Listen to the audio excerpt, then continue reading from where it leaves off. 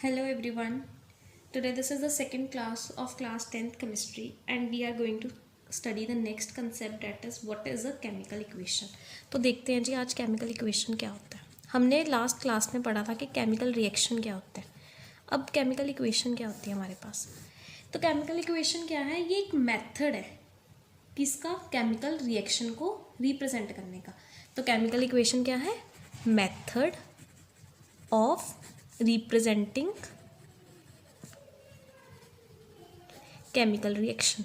तो जो हमने पढ़ा था कि केमिकल रिएक्शन होता है, अब उसको रिप्रेजेंट कैसे करना है, किसके थ्रू करते हैं हम, chemical equation.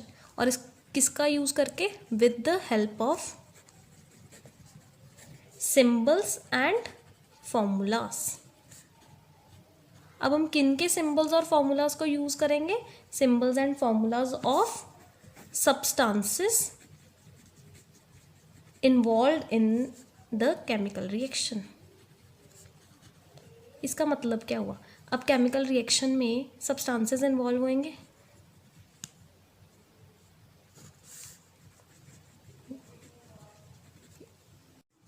Now let us take an example.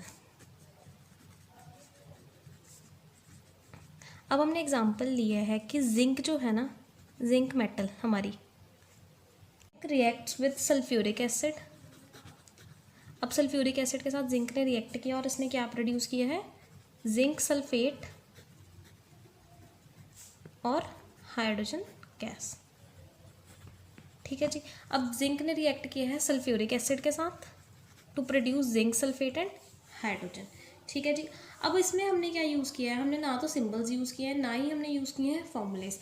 तो ये जो हमारी इक्वेशन है ना, ये कौन सी इक्वेशन है, वर्ड इक्वेशन, क्योंकि हमने नेम्स ही यूज़ किए हैं. सिर्फ क्या यूज़ किए हैं, नाम यूज़ किए हैं. तो वर्ड्स में लिखा है हमने, तो हमने इसको बोलते हैं वर्ड इक्वेशन. अब वर्ड इक्वेशन को केमिकल इक्वेशन में कैसे लिख सकते हैं, जब हम इनके सिंबल्स और फॉर्मूलाज को यूज़ करेंगे. अब जैसे देखो, जिंक का सिंबल क्या है, सिंबल है हमारे पास किसका, सिंबल ऑफ जिंक क्या है हमारे पास, Zn. ठीक है. फॉर्मूला क्या है सल्फ्यूरिक एसिड का,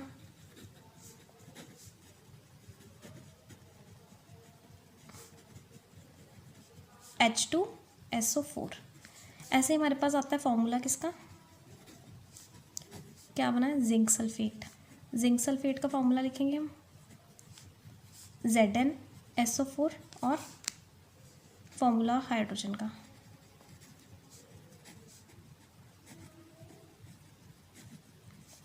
H2. अब जब हम सिंबल्स और फॉर्मूलाज यूज़ कर रहे हैं तो हमारी क्या बनेगी, केमिकल इक्वेशन. देखो, जिंक की जगह हम लिख सकते हैं Zn, सल्फ्यूरिक एसिड की जगह H2SO4 give rise to zinc sulphate ZnSO4 plus H2. ठीक है जी. अब ये हमारी क्या बन गई, केमिकल इक्वेशन. क्लियर है. हमने जैसे पढ़ा था कि रिएक्टेंट्स क्या होते हैं और प्रोडक्ट्स क्या होते हैं. अब जो भी लेफ्ट साइड पे होते हैं सब्सटेंसेस इन्वॉल्व, एरो के लेफ्ट साइड पे जो सब्सटेंसेस इन्वॉल्व होते हैं वो हमारे क्या है, रिएक्टेंट्स. और एरो के राइट साइड पे जो यूज़ होते हैं वो क्या है, हमारे प्रोडक्ट्स. ठीक है जी. सब्सटेंसेस जो कंबाइन हो रहे हैं, अब जिंक सल्फ्यूरिक एसिड के साथ कंबाइन हो रही है. ठीक है, ये कंबाइन हो रहे हैं या तो रिएक्ट कर रहे हैं, इसलिए इनको क्या बोलते हैं हम, रिएक्टेंट. जिंक सल्फेट और हाइड्रोजन ये क्या हो रहे हैं, प्रोड्यूस हो रहे हैं. क्यों प्रोड्यूस हो रहे हैं, क्योंकि ये लोग आपस में कंबाइन हो रहे हैं, इनके बीच में एक केमिकल रिएक्शन हो रहा है और ये हमें प्रोड्यूस हो रहे हैं, तो इनको क्या बोलते हैं हम, प्रोडक्ट्स. ठीक है. अब जितने भी रिएक्टेंट्स हैं उनके बीच में प्लस का साइन आएगा. हर एक रिएक्टेंट्स के बीच में आपस में क्या साइन आएगा, प्लस का साइन आएगा. सिमिलरली जितने भी प्रोडक्ट्स बनेंगे, अब जैसे यहाँ पे हमारे पास दो प्रोडक्ट्स बने हैं, उन दोनों प्रोडक्ट्स के बीच में कौन सा साइन आएगा, प्लस का. ठीक है. जो रिएक्टेंट्स यूज़ होते हैं उनके बीच में भी प्लस का साइन आएगा और जो प्रोडक्ट्स प्रोड्यूस होते हैं उनके बीच में भी प्लस का साइन आएगा. फिर ये एरो रिएक्टेंट से प्रोडक्ट ट्रांसफॉर्मेशन हुई है, तो ये क्या डिपिक्ट करता है कि reactants have been converted into products. ठीक है जी. एरो साइन हमेशा राइट हैंड साइड को पॉइंट करता है और ये इंडिकेट क्या करता है कि सब्सटेंसेस जो left side of the equation है they are combining to give substances on the right side of the equation. मतलब लेफ्ट साइड वाले जो सब्सटेंसेस है वो क्या बन गए हैं, राइट साइड वाले सब्सटेंसेस बन गए हैं, ठीक है जी। तो ये आपकी क्या होगी, केमिकल इक्वेशन, ठीक है। It is a short hand method of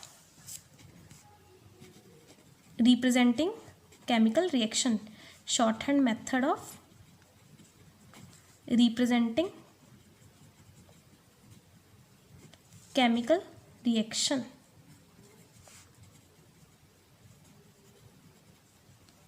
next concept देखते हैं कि balanced and unbalanced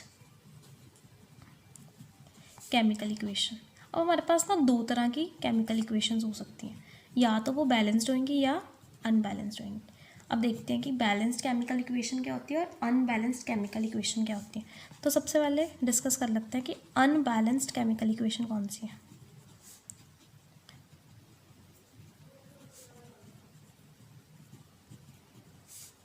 clear.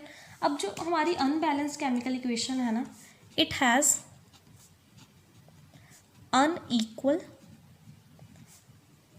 Number of atoms of one और मोर एलिमेंट्स, ठीक है जी। अब क्या होता है कि अनबैलेंस्ड केमिकल इक्वेशन जो है हमारी, उसमें क्या होता है, अनइक्वल। किसका नंबर इक्वल नहीं होता, नंबर ऑफ एटम्स का, चाहे वो एक एलिमेंट के हो या एक से ज़्यादा एलिमेंट्स के हों, इन द रिएक्टेंट्स और प्रोडक्ट्स। मतलब क्या हुआ, देखो रिएक्टेंट्स कंबाइन होते हैं, क्या फॉर्म करते हैं हमारे पास, प्रोडक्ट्स। अब जो रिएक्टेंट साइड के एलिमेंट्स हैं और प्रोडक्ट साइड के एलिमेंट्स हैं, उनका नंबर जो होता है आपस में इक्वल नहीं होता। एक एग्जांपल से समझते हैं, let us take an example.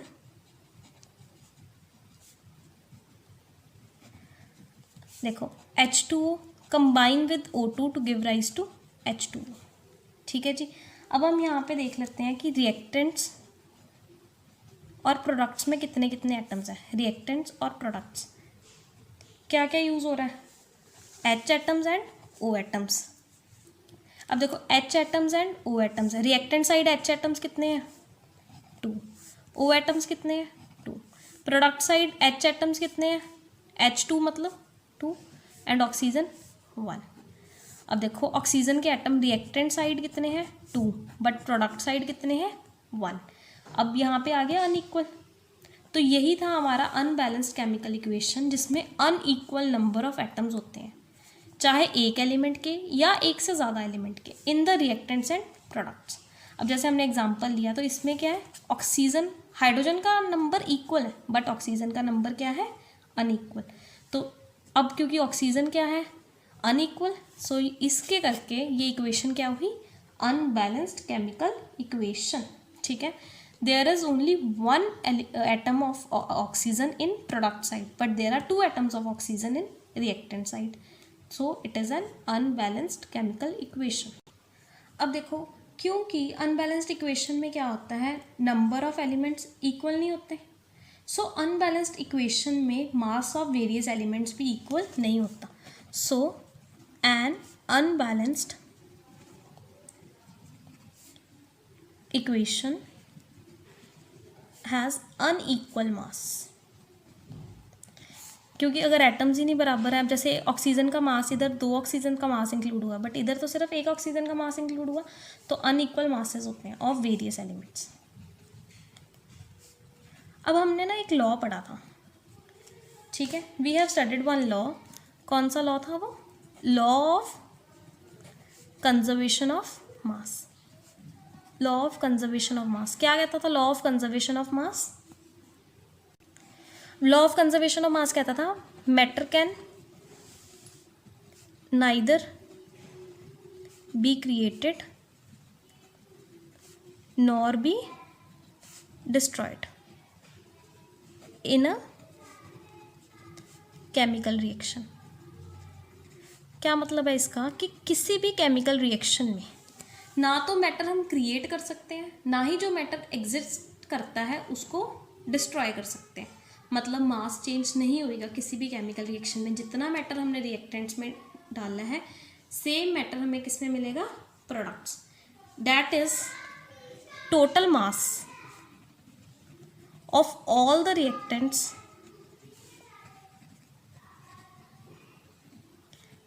must be equal to the total mass of the products। देखो जी, तो ये एक लॉ है हमारे पास जो यही कहता है, जिसके अकॉर्डिंगली टोटल मास जो होता है रिएक्टेंट्स का और प्रोडक्ट्स का इक्वल होना चाहिए। बट अनबैलेंस्ड केमिकल इक्वेशन में क्या हो रहा है, इक्वल नहीं हो रहा, क्योंकि नंबर ऑफ एटम्स डिफरेंट है तो मास भी क्या आ रहा है, अनइक्वल आ रहा है।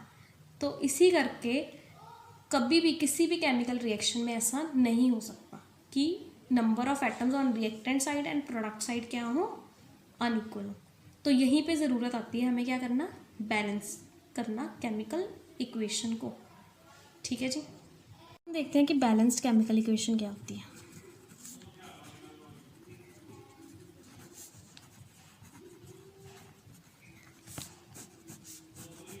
बैलेंस्ड केमिकल इक्वेशन क्या होती है, which have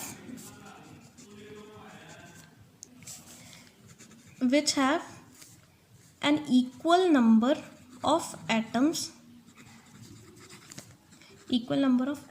of different elements in reactants and products। उसको क्या बोलते हैं हम, बैलेंस्ड केमिकल इक्वेशन। ठीक है जी, अब ये बैलेंस्ड है, किस में बैलेंस्ड है, नंबर ऑफ एटम्स। ठीक है जी, अब हम एग्जांपल ले लेते हैं, जैसे कि देखो Zn प्लस H2SO4 क्या प्रोड्यूस हुआ था, जिंक सल्फेट एंड हाइड्रोजन। अब किस किस के एटम्स यूज़ हो रहे हैं, देखो Zn के हैं, हाइड्रोजन के हैं, सल्फर के हैं, ऑक्सीजन के हैं। यहाँ रिएक्टेंट साइड लिख लेते हैं और प्रोडक्ट साइड कर लेते हैं। ठीक है जी, अब रिएक्टेंट साइड जिंक कितना है, 1, हाइड्रोजन के कितने हैं, 2, sulphur 1, oxygen 4, product side Zn 1, sulphur 1, oxygen 4, hydrogen 2। ठीक है जी, अब देखो जिंक रिएक्टेंट साइड भी 1 है, प्रोडक्ट साइड भी 1 है, हाइड्रोजन रिएक्टेंट साइड 2 है, प्रोडक्ट साइड 2 है, सल्फर रिएक्टेंट साइड 1 है, प्रोडक्ट साइड भी 1 है, ऑक्सीजन 4। अब नंबर ऑफ एटम्स है जो हमारे दोनों साइड पे क्या है, इक्वल है, रिएक्टेंट साइड भी इक्वल है और प्रोडक्ट साइड भी इक्वल है। तो हम ऐसी इक्वेशन को क्या बोलते हैं, बैलेंस्ड केमिकल इक्वेशन। अब देखो क्योंकि नंबर ऑफ एटम्स जो हैं रिएक्टेंट साइड और प्रोडक्ट साइड क्या होते हैं, इक्वल होते हैं, तो बैलेंस्ड केमिकल इक्वेशन जो होती है, बैलेंस्ड केमिकल इक्वेशन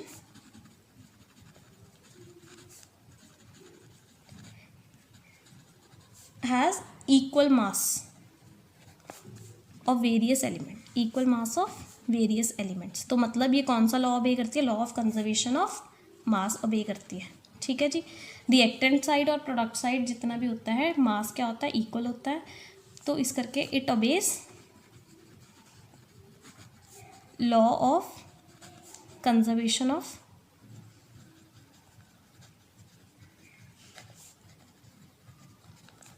ठीक है जी, अब देखो हमने स्टडी कर लिया है कि हमारी जो केमिकल इक्वेशन होती है वो कितनी तरह की होती है, बैलेंस्ड केमिकल इक्वेशन होती है और अनबैलेंस्ड केमिकल इक्वेशन होती है।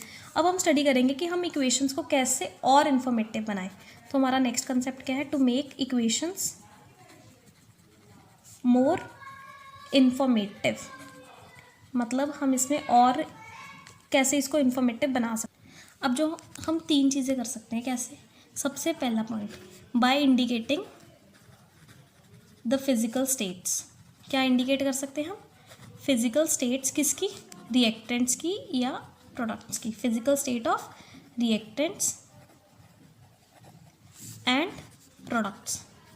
ठीक है जी, जब हम रिएक्टेंट्स और प्रोडक्ट्स की फिजिकल स्टेट को इंडिकेट कर देते हैं तो क्या हो जाता है, ज़्यादा इन्फॉर्मेशन मिलती है। एग्जांपल लेते हैं हम, अब देखो हमारे पास इक्वेशन है, वही इक्वेशन ले रहे हैं, जिंक S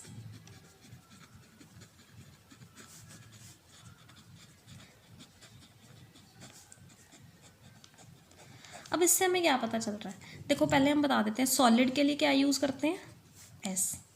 ठीक है जी, एक्वस के लिए क्या यूज़ करते हैं, AQ, गैस के लिए क्या यूज़ करते हैं हम, G, और लिक्विड के लिए क्या यूज़ कर रहे हैं, L। तो ये नोटेशंस हैं।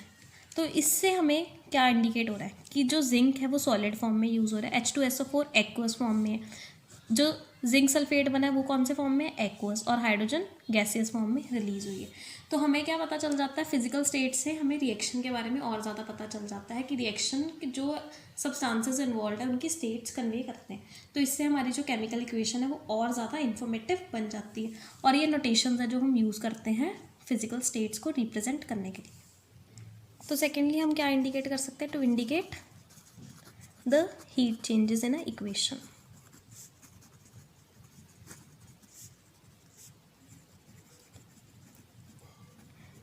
तो हीट चेंजेस को हम कैसे इंडिकेट कर सकते हैं। अब देखो हमारे पास ना दो तरह के रिएक्शंस होते हैं, एक होते हैं एक्सोथर्मिक रिएक्शन, एक होते हैं हमारे पास एंडोथर्मिक रिएक्शन।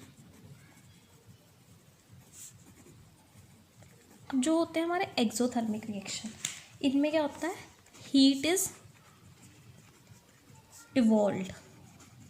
ठीक है जी, हीट एनर्जी क्या की जाती है, रिलीज की जाती है या इवॉल्व होती है। ठीक है जी, तो इसमें हम क्या करते हैं, ऐसे रिएक्शंस में they are indicated bye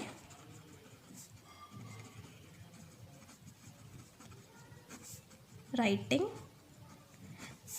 plus कर देते हैं हम हीट और प्लस करते हैं हम हीट एनर्जी और प्लस कर देते हैं हम एनर्जी। ठीक है जी, कहाँ प्लस करना है अब हमने इसको, इन द प्रोडक्ट साइड। कहाँ करते हैं, प्रोडक्ट साइड। तो देखो जी, जो हमारे एक्सोथर्मिक रिएक्शंस हैं इनमें हीट इवॉल्व होती है, रिलीज होती है। इवॉल्व हो रही है या रिलीज हो रही है मतलब प्रोड्यूस हो रही है। ठीक है, तभी इवॉल्व होएगी।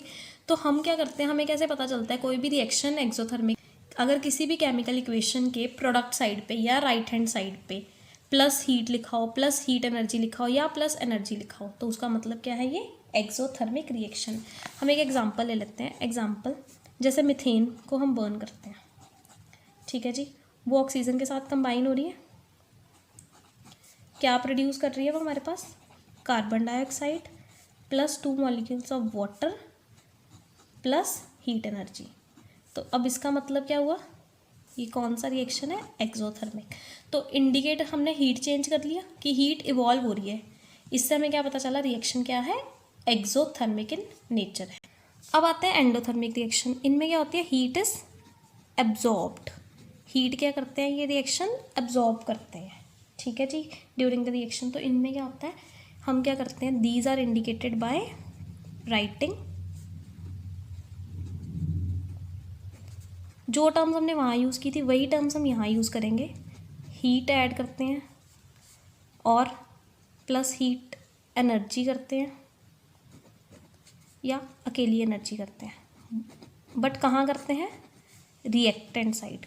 कहाँ पे ऐड करते हैं हम, रिएक्टेंट साइड। इसका मतलब क्या है, रिएक्शन को प्रोसीड करने के लिए in the form of reactant क्या चाहिए, एनर्जी की सप्लाई चाहिए। ठीक है जी, तो रिएक्टेंट साइड पे हम ये टर्म्स ऐड कर लेते हैं। हम एक एग्जांपल देख लेते हैं इसका, जैसे कि कैल्शियम कार्बोनेट, इसको हीट सप्लाई करते हैं तो ये क्या बनता है, कैल्शियम ऑक्साइड और CO2 गैस रिलीज होती है। तो इसका मतलब क्या है, ये एंडोथर्मिक रिएक्शन है। ऐसा रिएक्शन जिसमें कैल्शियम कार्बोनेट डिकम्पोज हो रहा है। तो डिकम्पोज कैसे हो रहा है, ये in the presence of heat या energy.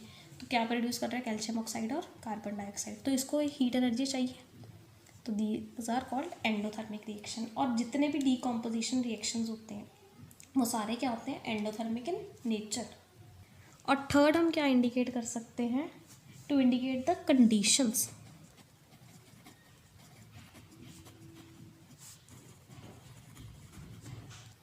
Conditions under which the reaction takes place।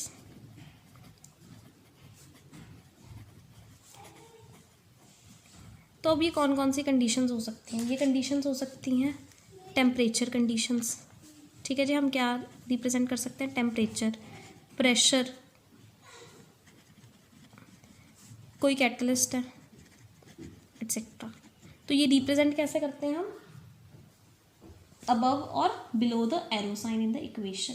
अब जैसे देखो, अगर हमने देखना है कि कार्बन मोनोऑक्साइड जो है वो हमारे हाइड्रोजन के साथ कंबाइन कर रही है, ठीक है, टू फॉर्म मिथेनॉल, तो हमने कंडीशंस बतानी है।